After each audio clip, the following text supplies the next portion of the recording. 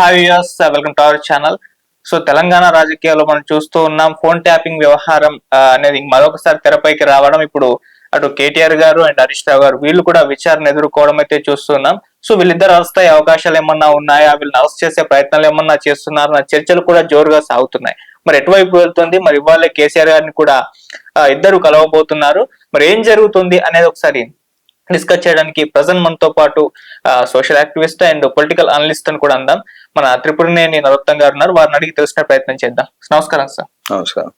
So ఏం చెప్తారు sir, వీళ్ళు విచారణ ఎదుర్కొన్నారు ఫోన్ ట్యాపింగ్ వ్యవహారంలో. కేటీఆర్ గారు అండ్ హరీష్ రావు గారు అరెస్ట్ అయ్యే అవకాశాలు ఉన్నాయి, చేసే ప్రయత్నాలు జరుగుతున్నాయని కూడా వినిపిస్తుంది. సో ఈ రీసెంట్ గా కొన్ని రోజుల నుంచి జరిగిన ఇష్యూలన్నింటినీ కూడా, ఈ పరిణామాలు ఒకసారి చూస్తే ఏం జరుగుతుంది సార్? అసలు ఏమీ లేదు, బయట ప్రెషర్ ఎక్కువ ఉంది.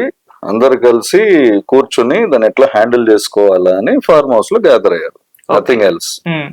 ఇప్పుడు కేజీఎఫ్ సినిమా చూసారు కదా? అవును.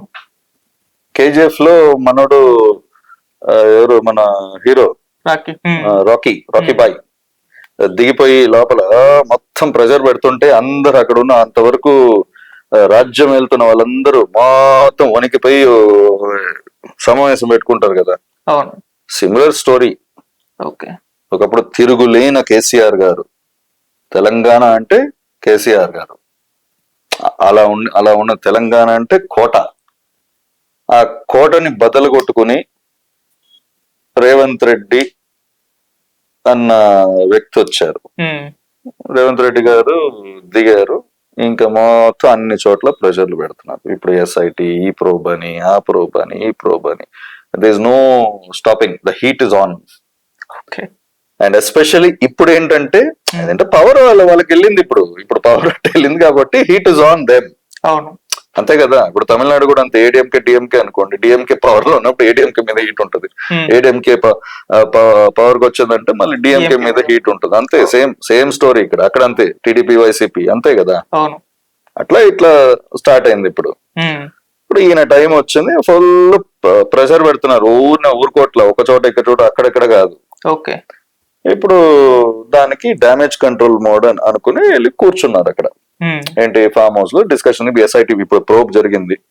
ఇప్పుడు ఇన్ని 7 hours కూర్చోబెట్టారు, నన్నే కూర్చోబెట్టారు, ఇంకా అందరినీ కూర్చోబెడతారు. మామూలుగా లేదు, చాలా గ్రిల్లింగ్ ఉంది. How to handle it, how to handle the crisis, how to go ahead. And especially ఇప్పుడు తరుణం ఎటువంటిది, ఇప్పుడు జిహెచ్ఎంసీ ఎలక్షన్స్ ఉన్నాయి. నెక్స్ట్ కట్ చేస్తే జిహెచ్ఎంసీ ఎలక్షన్స్, త్రికోణ పోటీ. జస్ట్ కాంగ్రెస్ బీఆర్ఎస్ కదా, కాంగ్రెస్ బీఆర్ఎస్ మధ్యలో ఇప్పుడు అప్రైజింగ్ బీజేపీ ఉంది. ప్రజలు ఏంటి, ఇటు చూసాము రెండు ఏదో మాకు అట్లా కాదు, ఇంకొక ఆల్టర్నేటివ్ ఇద్దాము అన్న థింకింగ్ లో కూడా కొంతమంది ఉన్నారు. ఇప్పుడు ఆల్రెడీ జిహెచ్ఎంసీ బీజేపీ మెజారిటీ వచ్చింది పోయినసారి. ఈసారి there is a chance fight చేస్తే. త్రికోణ పోటీ, ఈ త్రికోణ పోటీలో ఈ ప్రెషరు పార్టీ నుంచి అటు ఇటు చీలికలు, ప్లస్ ఇద్దరు మధ్యలో ఇదొక టీము అదొక టీము, ఈ చీలికలు ఉండకూడదు. ఆల్రెడీ కూతురు విషయంలో కొంచెం అటు ఇటు అయింది. సో ఇద్దరు ఉన్నారు. ఈ చీలికలు పార్టీని యూనిఫైడ్ గా నడిపించాలి. పార్టీని స్థాపించినోడిని నేను, పార్టీని స్థాపించినోడిని అంటే మొత్తం ఎస్టాబ్లిష్ చేసి రథసారథిని నేనే. కేసీఆర్ గారి గురించి చెప్తున్నా, రథసారథిని నేనే. ఇప్పుడు కొన్నాళ్ళు రెస్ట్ తీసుకున్నాను, మళ్ళీ వచ్చాను రంగంలోకి. మళ్ళీ పగ్గాలు నేనే పడతాను, మళ్ళీ పార్టీ నేనే నడిపిస్తాను అన్నదే ఆ meeting. Starting from GHMC elections. ఈ ప్రోబ్స్ ఇవన్నీ జరగని నెక్స్ట్ ఎలక్షన్ వరకు జరుగుతాయి. దాన్ని ఎవరు ఆపలేరు. కానీ సెంటర్ అనుకూలంగా లేదు, స్టేట్ లోనూ అనుకూలత లేదు. సో ప్రెజర్స్ ఉంటాయి. బట్ మన ఫైట్ అన్నది ఆగకూడదు, మన ఫైట్ కొనసాగాలంటే మనందరం అన్ని పక్కన పెట్టి పార్టీ అనేది యూనిఫైడ్ గా ఉండాలి. అందుకనే ఈ క్రైసిస్ అన్నది వచ్చినప్పుడు ఎప్పుడు ఓపెన్ గా కలవరు, ఫామ్ హౌస్ లో కలుస్తారు. So that is basically crisis meeting, crisis management.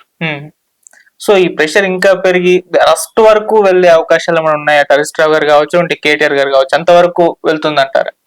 ఎంత ప్రెషర్ పెరుగుతుంది?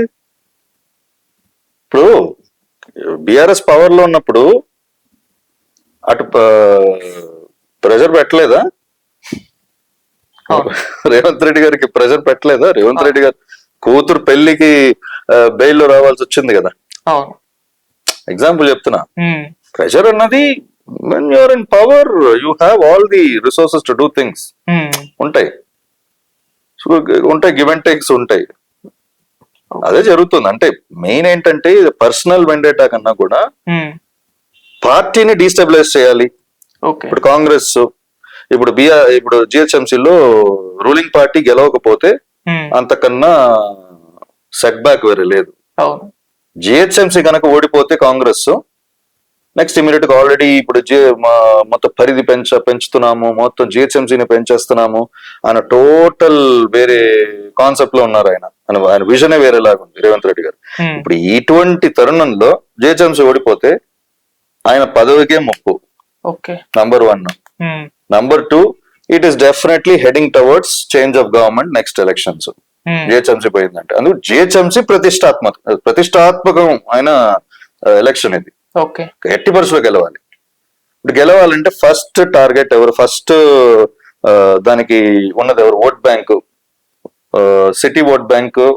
ఒక సైడ్ బీజేపీ అంతా బానే ఉంటది, కొన్ని సైడ్ మేజర్ ఇప్పుడు సెటిలర్స్ కాంగ్రెస్, ఇటు ఆల్టర్నేటింగ్. సెటిలర్స్ ఓట్ బ్యాంక్ చాలా ఇంపార్టెంట్. ఇప్పుడు సెటిలర్స్ ఓట్ బ్యాంక్ ఇప్పుడు పొరపాటున బీఆర్ఎస్ పడిందంటే BRS will again strengthen it self. So ఈ టైంలో డీస్టెబిలైజ్ చేయాలి. అది కరెక్ట్ టైమింగ్. అయినా మామూలు కాదు కదా, కరెక్ట్ టైమింగ్, ఈ ప్రెషర్ టైమింగ్. సో వీళ్ళ కాన్సన్ట్రేషన్ మొత్తం మమ్మల్ని కాపాడుకోవాలా ఇట్ల నుంచి, ఈ ప్రెషర్స్ నుంచి, వాటి నుంచి, లేకపోతే ఎలక్షన్స్ మీద కాన్సన్ట్రేట్ చేయాలా అనేది వీళ్ళు ఉంటారు. అదే ఆయన పైన ఉన్నాడు కదా, ఆయన కేసీఆర్ గారు కూడా మామూలుడు కాదు కదా. ఆయన 2 times సీఎం. అది మామూలుగా ఆయన పోరాట యోధుడు, పోరాట పటిమన్న వ్యక్తి ఆయన. ఆయన పిలిచి కూర్చోబెట్టి ఇది కాదు, దేవుడు strategy, they have their own strategy. ఇప్పుడు going towards GHMC election, I think it's going to be a tough fight. So దీని విషయంలో ఇప్పుడు మరి కేసీఆర్ గారే వీళ్ళతో మీటింగ్ ఏర్పాటు చేసుకున్నారు కాబట్టి రేపటి రోజు రంగంలోకి దిగి దీన్ని హ్యాండిల్ చేసే పరిస్థితి ఏమన్నా ఉందంటే? ఇప్పటి వరకు కూడా హరీష్ రావు గారు, కేటీఆర్ గారే ముందు నడిపిస్తున్నారు, ఈయన రెస్ట్ తీసుకుంటున్నారు. ఇప్పుడు ఈయన వచ్చే అవకాశం ఉందా? అంటే సింహమే సింహం నిద్రపోతా ఉంది, మళ్ళీ సింహం బయటకు వచ్చింది. అర్థమైందా? అటున్నది పులే. అవును. ఎవరు? రేవంత్ రెడ్డి గారు పులే కాదండి. పులి వచ్చేసి చిన్న సింహాలని వేయించుకుందంటా ఉంది, మామూలుగా వదిలిపెట్ల. వీళ్ళు తట్టుకోలేకపోయారు. అటు సింహం వస్తుంది, ఫైట్ ఉంటది. ఇప్పుడు ఆల్రెడీ సంకేతాలు ఇచ్చేసారు కదా. సంకేతాలు ఏమిచ్చారు? నేను ఇంకా దిగుతున్నాను అని ఆయన ప్రెస్ మీట్ లో చెప్పారు కదా.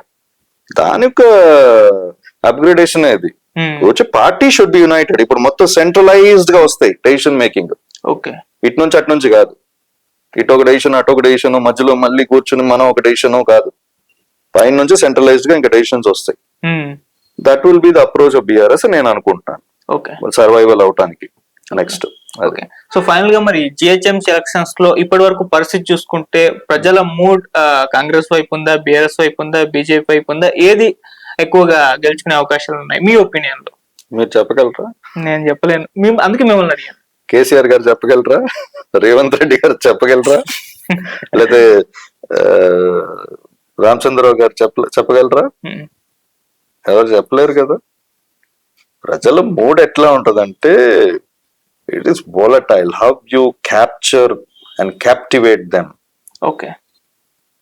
ఒక వర్గం ఎట్లా ఉంటది, ఒక పర్సంటేజ్ వర్గము, especially GHMC elections, municipal elections వచ్చేటప్పుడు వాళ్ళ locality, they go by the local faces. Survival politics వచ్చేస్తుంది ఇక్కడ. ఇక్కడ వాళ్ళకి నచ్చకపోయినా